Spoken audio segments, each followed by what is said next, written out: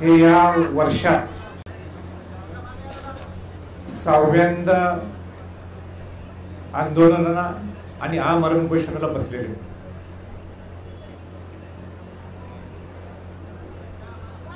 ही महाराष्ट्रातल्या इतिहासातली शर्मेची बाब आहे की एक व्यक्ती समाजाला न्याय मिळवून देण्यासाठी आपली जीवाची बाजी लावायला बसलाय आणि त्याची दखल किंबहुना त्याच्यावरचा निर्णय आजही सरकारने घेतलेला नाहीये.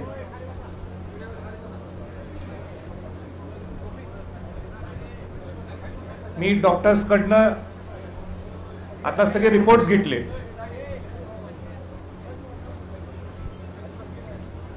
परवा रायगडवर मी गेलो होतो असताना त्यावेळी मला कळालं की मनोज जरांगे पाटलांची तब्येत खालवलेली आहे आणि म्हणून आज त्यांची तब्येत पाहण्यासाठी, त्यांची तब्येतीची विचारपूस करण्यासाठी, कारण शेवटी त्याचा जीव हा तुमच्यासाठी आहे आणि तो जीव महत्वाचा आहे आणि म्हणून त्या छत्रपती घराण्याची एक व्यक्ती म्हणून त्या नात्याने मी आज त्यांची तब्येत पाहायला आलोय. अत्यंत मला दुःखी वाटतंय, वेदना आहेत की एवढी तब्येत खालावून सुद्धा आता तर त्यांनी सलाईन सुद्धा घ्यायचं बंद केलेलं आहे आणि सरकार निवांत मुंबईला एअर कंडिशन ऑफिस मध्ये बसलेलं आहे आणि विरोधी पक्षातले लोक सुद्धा ही निवांत ही सगळे जे काही माहोल तयार झालाय किंवा जे काही इथं चाललंय हे नुसतं बघण्याची भूमिका घ्यायला लागलेली आहे. हे चालणार नाही. आज तुमची कॅबिनेट आहे ना, नाही टाळ्या वाजवायचं नाही, काही वाजवायचं नाही, टाळ्या अजिबात नाही वाजवायची. काय टाळ्या वाजवायचा विषय? आज कॅबिनेट आहे ना, घ्या ना निर्णय, मग हो किंवा नाही म्हणून टाका. ही काय पद्धत आहे? एवढं तब्येत स्वतः इथलं मेडिकल रिपोर्ट जातो तिकडं, मेडिकल रिपोर्ट इतका वाईट आहे, काही होऊ शकते आणि त्याला तुम्हीच जबाबदार असणार. मग मला जे काय मनोजना बोलायचंय, मनोज जरांगे पाटलांनी मी सांगितलंय मला काय बोलायचंय त्यांच्याशी. माझी चर्चा सुद्धा झालेली आहे तब्येतीच्या बाबतीत आणि त्यांनी मला शब्द सुद्धा दिलेले आहे.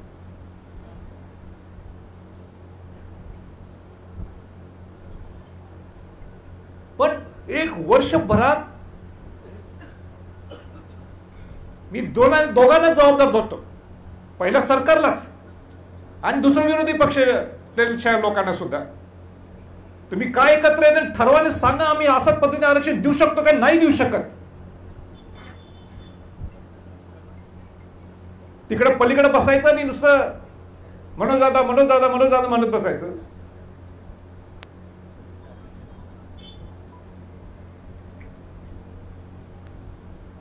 हे काय बरोबर नाहीये.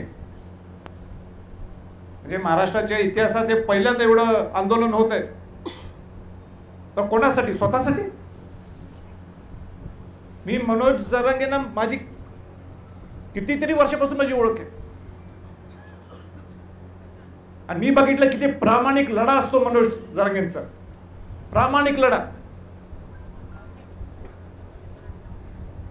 आज सुद्धा याचं कारण मला माहित नाही. मी 6व्यांदा 7व्यांदा त्यांना भेटायला आलोय. पूर्वी सुद्धा आलो होतो, आजही आलोय आणि उद्या सुद्धा येणार. मी सगळ्यांना सांगू इच्छितो, त्या सरकारला सांगू इच्छितो की ज्या राजश्री छत्रपती शाहू महाराजांनी आरक्षण दिलं होतं त्यामध्ये मराठा समाजाचा सुद्धा समावेश होता. आपण जर शिवाजी महाराजांचं, शाहू फुले आंबेडकरांचं नाव घेतो तर या मराठ्यांना सुद्धा न्याय मिळाला पाहिजे. आणि म्हणून पूर्वी सुद्धा मी मनोज जरांगे पाटलांच्या बरोबर होतो, आजही आहे आणि उद्या सुद्धा ठामपणाने त्यांच्या बरोबर असणार आहे.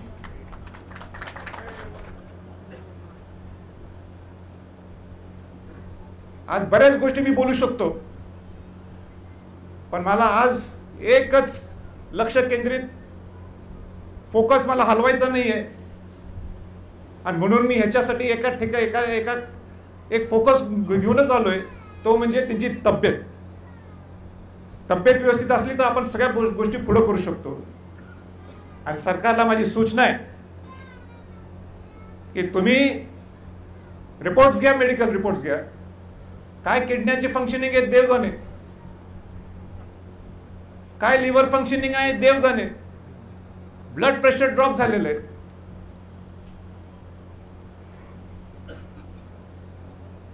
आणि ह्याचा तुम्हाला जराही गांभीर्य नसेल मग उपयोग काय तुमचा सत्तेत राहून. आणि विरोधी पक्षाच्या लोकांना सुद्धा मला हेच सांगायचं आहे, पूर्वी वर्षभरात मी पटापट इथं आलंय, आता कुठे आहे तुम्ही सगळेजण? काय तुमची राजकारणाची वेळ आली, विधानसभा आली म्हणून आता म्हणून जरांगे पाटील नकोय, हा मराठा समाज नकोय, हा बहुजन समाज नकोय? हे नाही चालणार, हे अजिबात चालणार नाही. म्हणून आता मी जास्त काय आणि आश्वासन दिले होते हे करतो ते करतो, गुलाल लावून घेतला होता, त्याच्यावर आता काही भाष्यच नाही. म्हणजे मनोज जरांगे पाटलांनी परवा 5 ते 6 मुद्दे तुमच्या पुढे समोर ठेवलेत, त्याच्यावर भाष्य तुम्ही करायला पाहिजे. सरकारने तर करायलाच पाहिजे का तुम्ही बसले सत्तेत. म्हणजे पाहिजे तरी तुम्ही म्हणता विरोधी पक्ष लोक बोलत नाहीत, आम्ही नुसतं बोलायचं का? हो, तुम्ही बोलायलाच पाहिजे का तुम्ही आज सत्तेत बसलेला आहे. पण त्याच पाठोपाठ त्याचबरोबर विरोधी पक्षातल्या लोकांनी सुद्धा तुम्ही कसं आरक्षण देणार आहे तुम्ही सुद्धा भाष्य करायला पाहिजे. नुसतं आरक्षण द्या, हो दादांचं बरोबर आरक्षण द्या, आरक्षण द्या. अरे नाही बाबा, बोला ना तुम्ही. मनोज जरांगे पाटलांचं जे एक अधिवेशन घ्या, स्पेशल अधिवेशन घ्या म्हणणं आहे, होऊन दे समोरासमोर, होऊन दे ना समोरासमोर. कोणाची इच्छा आहे त्यांनी बोलवून देत. 10% तुम्ही आरक्षण दिलंय म्हणता, ते कसं टिकणार आहे ह्याच्यावर सुद्धा मी भाष्य करा. मग नुसतं टिकून दोनदा उडले, बोलून द्या, दाखवून द्या तुम्ही तिथे त्या विधानसभेच्या पटलावर सगळ्यांनी.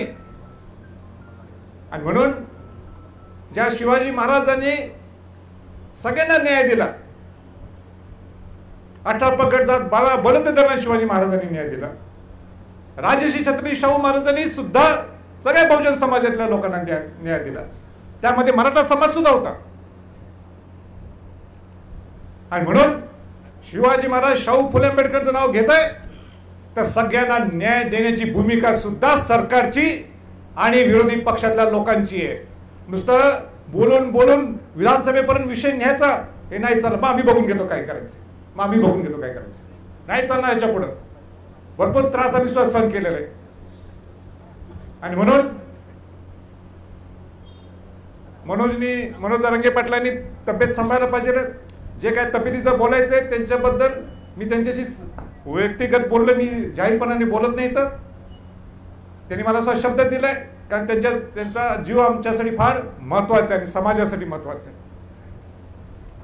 पण एकच सांगतो, मी थांबतो, मनोज जरांगे पाटलांच्या बरोबर मी पूर्वी सुद्धा होतो, आताही आहे आणि पुढे सुद्धा असणार.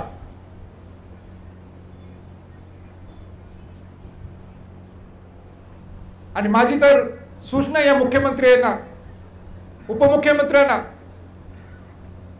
तुम्ही मेडिकल रिपोर्ट्स घ्या, काय त्यांची परिस्थिती बघा. आता इथं स्वतः या, हेलिकॉप्टर येतात तुमच्याकडे, प्लेन येतात भरपूर, या ना इकडे बघा काय परिस्थिती आहे. रिपोर्ट्स घ्या, तुमच्या सिस्टमकडनं रिपोर्ट घ्या. तुम्हाला आमच्या डॉक्टरकडे विश्वास नाही ना, सोडून द्या. तुमच्या गव्हर्नमेंटच्या एजन्सी, गव्हर्नमेंटच्या तुमच्या मेडिकल सिस्टम मधनं रिपोर्ट घ्या.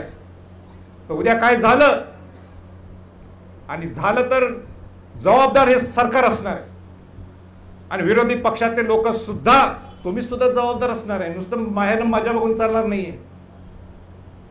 आणि म्हणून माझ्यासाठी जो मराठ्यांसाठी लढा देतो, जो शिवाजी महाराज शाहू फुले आंबेडकरांच्या विचाराने तो समतेचा लढा असतो, ज्याच्यासाठी न्यायाची भूमिका असते, ज्याच्यासाठी जो मनोज जरांगे पाटील एक योद्धा म्हणून पुढे आलेले, त्याला सहकार्य करण्याची, त्याच्या पाठीशी राहण्याची जबाबदारी या संभाजी छत्रपतींची.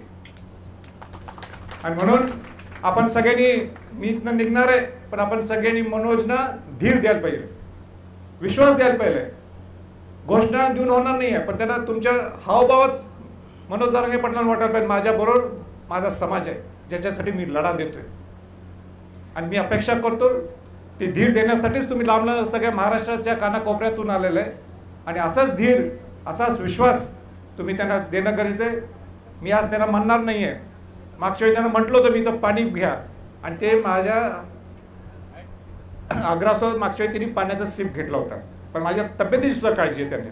मग त्या तब्येतीची एक वेळ अशी येईल, तो निर्णय त्यांनी घ्यायचा आहे. पण असं काही करू नये त्यांनी करू नये जेणेकरून त्यांच्या तब्येतीला शेवटचा धोका असेल. आणि म्हणून सरकारवर प्रेशर टाकण्यासाठी म्हणा, किंबहुना समाजाची बाजू मांडण्यासाठी म्हणा, मी आज त्यांना म्हणणार नाही की पाणी घ्या. अनेक लोकांनी मला इथं येताना सांगितलं की राजे तुम्ही सांगा, तुमचा शब्द पाळतील. हे सरकार बसलेलेच हे गुंडाळून टाकायला हे आंदोलन. अनेक लोकांची इच्छा नव्हती की हे आंदोलन व्हावं, पण त्यांनी निर्णय घेतला. ही शेवटचा लढा आहे.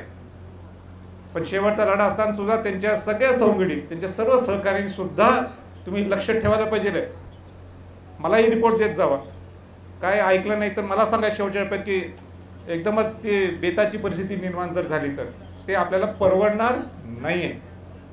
म्हणजे मी इकडं म्हणतो पाणी पिऊ नका, सलाईन लावू नका, पण एक वेळ अशी येईल की तिथं घ्यावं लागतंच. त्यावेळी निश्चित संभाजी छत्रपतींना बोलवा. कुठंही असेल मी तिथं त्या मिनिटाला मी इथं परत आंतरवाली सराटीला परत येईन. एवढं मी तुम्हाला सांगतो. एक आंदोलन उभं राहिलेलं आहे. मनोज जरांगेंचं आंदोलन सुरू झालं की ओबीसीचं आंदोलन होतं. आता सुद्धा त्या पद्धतीचं आंदोलन त्या ठिकाणी आहे. कसं बघतो? नाही, हे बघा, स्पष्ट मला सांगायचं आहे की शिवाजी महाराजांनी ज्यावेळी स्वराज्य निर्माण केलं, हिंदवी स्वराज्य निर्माण केलं, त्यावेळी सगळ्या घटकातल्या लोकांना घेऊन स्वराज्य निर्माण केलं. राजश्री छत्रपती शाहू महाराजांनी सुद्धा ज्यावेळी आरक्षण दिलं, त्यांनी काही नुसतं मराठ्यांसाठी दिलं नाही, सगळ्यांना, अनुसूचित जाती, जमाती, ओबीसी आणि मराठ्यांना आरक्षण दिलं होतं. आज मला सांगा, बाबासाहेब आंबेडकरांनी आपल्याला घटना लिहून दिलेली आहे. आणि घटनात्मक पद्धतीने जर कोण आंदोलन करत असेल तर ते काही चुकीचं नाही आहे. न्यायालय ठरवल की हे आंदोलन बरोबर आहे का, यांच्या मागण्या बरोबर आहेत किंवा मागण्या सरकारने मंजूर केल्या ते चुकीच्या, ते बरोबर, न्यायालय ठरवल. पण आंदोलन करणं तो हक्क असते, सगळ्या समाजाचा हक्क असतो. आज मराठ्यांचं जर मनोज जरांगे पाटील आणि धनगर समाजाचे करू शकतात, ओबीसी करू शकतात. पण घटनात्मक आंदोलनाला विरोध करणं म्हणजे शाहू महाराजांनी ज्यावेळी बहुजन समाजाला न्याय दिला, म्हणजे मला सगळ्यांना घेऊन जायचंय. पण हे सगळं करत असताना मनोज जरांगे पाटलांनी आंदोलन करू नये, हे आंदोलन होऊ शकत नाही. तुम्हाला तुमच्या हक्काचा न्यायाचा हक्क ना, तुम्ही लढा द्या ना तुम्ही. पण अशा पद्धतीने ह्यांनी इथं आंदोलन सुरू केलेलं आहे इथं, म्हणून पलीकडे जाऊन आंदोलन करायचं, हे काय महाराष्ट्राला ह्या गोष्टी शोभत नाहीत. हा सुसंस्कृतपणा नाहीये. तुम्ही आंदोलन करायला पाहिजे, तुमच्या हक्कासाठी मागणी करायलाच पाहिजे.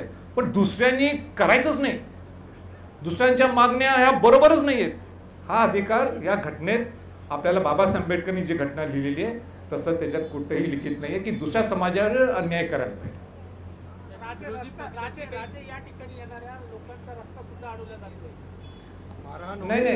नाही, हे जे मला म्हणून आज येण्याचं सुद्धा मला एक कारण आहे. मला आज येण्याचं सुद्धा एक कारण आहे की मी ज्या 2 दिवस या गोष्टी जी ऐकायला लागले, मारहाण व्हायला लागलेली आहे, रस्ते अडवा लागले आहेत, हे काय बरोबर नाही ना. म्हणजे जसं मी म्हटलं, घटनात्मक दृष्टिकोनाने सगळ्यांना आंदोलन करायचा अधिकार आहे, सगळ्यांना, सगळ्या समाजाच्या लोकांना अधिकार आहे. पण कोणतरी करत असेल म्हणून त्याला अडवा याचं, हे काय, ही आपली परंपरा नाही. तुम्ही करा आंदोलन, वेगळीकडे करा, हक्काने मागा तुम्हाला जे पाहिजे ते.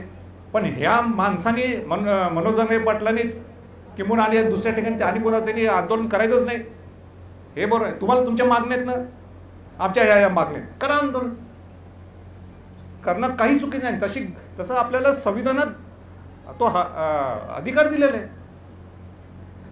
विरोधी पक्षाला पण तुम्ही आता बोललात की त्यांची जबाबदारी आहे, पण शरद पवारांनी आज पाठिंबा देऊन टाकलेल्या जरांगे यांच्या आंदोलनाला, मराठा आरक्षणाला पाठिंबा दिला, परंतु इतर समाजाला न दुखवता आंदोलन हे नाही, म्हणूनच माझं हेच म्हणणं आहे, अनेक मार्ग आहेत, यातनं मार्ग निघू शकतात. म्हणून ते एकदा विधानसभाच्या पटलावर होऊन जाऊन दे, एकदा कशा पद्धतीने हे आरक्षण देता येते आणि कशा पद्धतीने सगळ्या गोष्टी होऊ शकतात. त्यांची मागणी एकदम रास्त आहे. नुसतं पाठिंबा देणं इथं या आणि सांगा कसं देणार आहे. 1 वर्षापासून आंदोलन सुरू आहे राजे, आता विधानसभा आहे. प्रत्येक पक्ष मनोज जरांगे पाटलांच्या आंदोलनाचा किती फायदा होईल, किती नुकसान होईल याची गणित, याचे सर्वे सुरू केलेले आहेत, पण उपोषणाकडे बघायला बरोबर आहे. पण मी एकमेव आहे, मी एकमेव व्यक्ती आहे जे मी मनोज जरांगे पाटलांना सांगितलं, आता पाडायचं बोलू नका तुम्ही, आता निवडून कसं आणायचं हे बघा. नाही टाळ्याने बोलतो, निवडून कसं आणायचं बघा म्हटलं. हां, आणि मी ह्या शब्दात सांगितलं, तुम्ही आमच्यावर नाही आला तरी चालेल, पण ह्यावेळी तुम्ही यायलाच पाहिजे. हे जर हे सत्ताधारी लोक आणि विरोधी पक्षाचे लोक तुमची जर दखल घेत नसेल, तुम्ही यायला पाहिजे सत्तेत. म्हटलं उभा करा तुम्ही, आमच्या बरोबर या, आमच्यावर नाही यायचं येऊ नका, स्वतंत्र उभा करा, पण सत्तेत यायला पाहिजे. काय चुकीचं नाही, त्याशिवाय प्रश्न सुटणारच नाही. हे बघायला नाही, हे म्हणजे ही तब्येत एवढी खालवली आहे की मला बघवत नाही ते. आणि आज सुद्धा मी कुठल्या राजकारणासाठी आलो नाही आहे, मी पूर्णपणे प्रामाणिकपणाने तब्येत खालवली आहे. एक गरीब मराठ्यांसाठी न्यायाची भूमिका देण्यासाठी लढा उभा करतो. उद्या काय झालं तर कोण म्हणजे किती कोण जबाबदार असणार आहे. माझं मन काल बेचैन झालं होतं, मी उद्या काय गडबड झाली तर संभाजी छत्रपती पोहोचलंच नाही तिथं.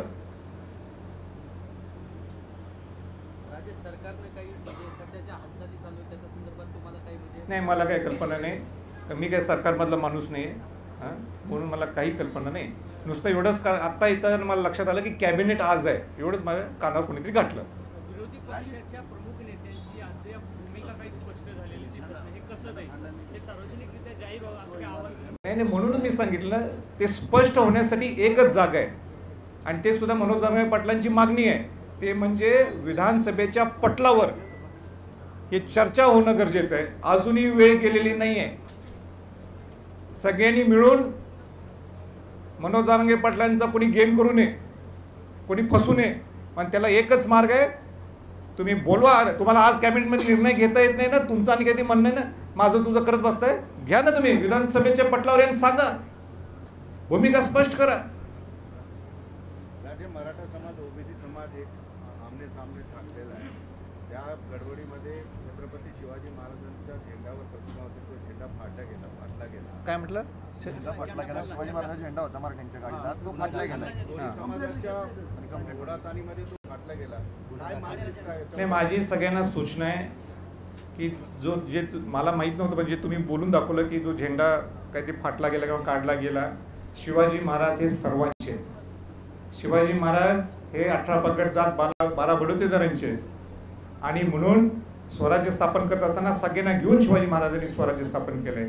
पण आपला अधिकार जो असतो संविधानिक, जर एका समाजाने जर मागणी केली तर काही चुकीच नाही. राजर्षी छत्रपती शाहू महाराजांनी 1917ला खामगावमध्ये, विदर्भामध्ये मराठा परिषद होती, शाहू महाराज तिथं गेलेले आहेत.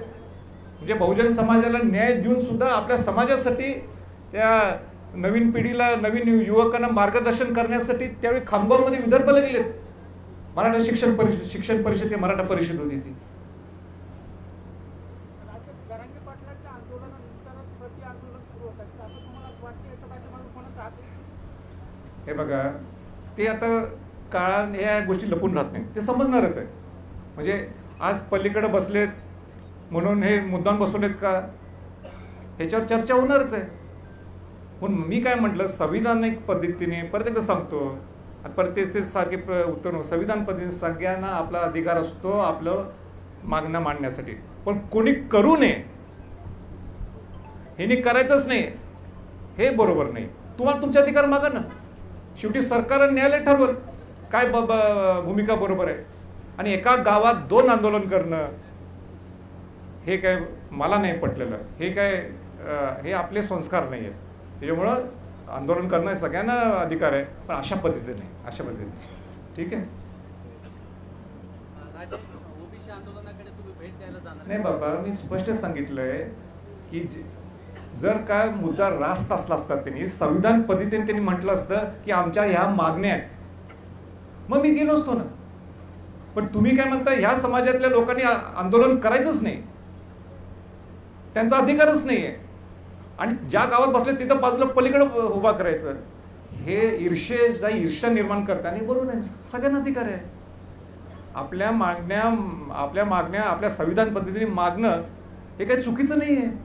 पण हेनी केलं, मनोज जरांगे पाटलांनी केलं म्हणून पलीकडे करायचं आणि मग शिव्या द्यायच्या तिकडनं, हे नाही बरोबर. तुम्ही करा दुसरीकडे करा ना तुम्ही, काहीच प्रॉब्लेम नाही. मग चुकीच्या गोष्टीला मी बरोबर करणं हे बरोबर आहे का? अजिबात नाही. म्हणजे मी शिवशाहूंचा वंशज या नात्याने सगळ्यांना न्याय देणार, पण चुकीचंच काही ते करेन त्याला मी जाऊन हे कसं करायचं म्हणजे सपोर्ट करायचा, हे बरोबर नाही. माझ्यासाठी सगळेच सारखे आहेत. आणि मराठ्यांसाठी जर एका समाजावर जर एकाचा प्रेम असेल तर काही चुकीचं नाही. आणि म्हणून मी मनोज जरांगे, आता बस झाला तर मनोज जरांगे पाटील होतो प्रेसच्या माध्यमातून, त्यांची काळजी घ्या सगळ्यांनी. वेळ प्रसंगी मला तुम्ही त्यांचे सगळे संगणित आहेत आणि सहकारी आहेत. तुम्ही मला सांगायचं की राजा मनोज ऐकत नाही, तुम्ही या कुठं असाल तिथं, मी तिथनं स्वतः चार्टर प्लेन घेऊन हेलिकॉप्टर वाटलं हेलिकॉप्टर मी स्वतः इथं येईन. त्यांना त्यावेळी मग तिथं जबरदस्ती काय करायची मी करेन स्वतः छत्रपतींच्या या नात्याने. या छत्रपतींच्या कुठंतरी वेटो वापरायचा असतो, तो वेटो मी वापरेन. पण ते तुम्ही मला सांगा, जिथं असेल तिथं मी तिथं येईन. ठीक आहे. आणि म्हणून मनोज जरांगेंच्यावर तुम्ही सगळ्यांनी विश्वास द्या, धीर द्या आणि सरकारवर दबाव आणण्यासाठी माझं त्यांना मनापासून शुभेच्छा. आणि मनोजने सुद्धा ज्या पद्धतीने मला सांगितलं 1-2-3 शब्द त्या पद्धतीने काळजी घ्यावी. त्यांनी नाही